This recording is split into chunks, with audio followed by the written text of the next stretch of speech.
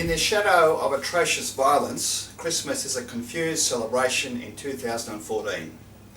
We've been taken aback by the horrific experience of those trapped within the Lindt Cafe, even while the sign on its window wished passers-by a Merry Christmas. How can it be possibly cheerful or joyful?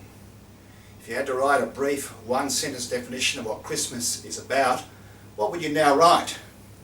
My definition would be, in love, God became poor to make us rich.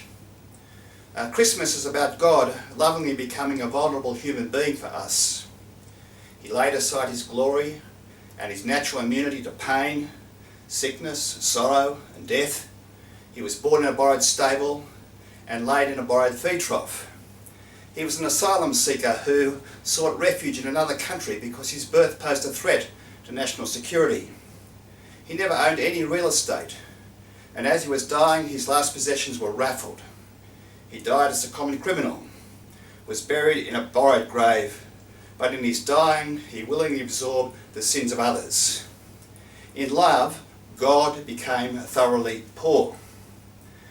Richness in our world is most often described in purely economic terms, but God became poor to restore our debased humanity.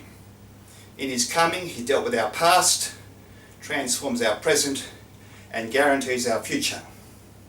God became poor to make us rich in peace, pardon, and forgiveness for all our shortcomings. God became poor to make us rich in inner resources, to live lives in the present which are marked by love, goodness, justice, and mercy. In a world where fear and pessimism about the future stalks the streets, God became poor to make us rich in the hope of resurrection, in a renewed heaven and an earth marked by righteousness. In love, God became poor to make us indescribably rich. I wish you every blessing in this holy and joyful season.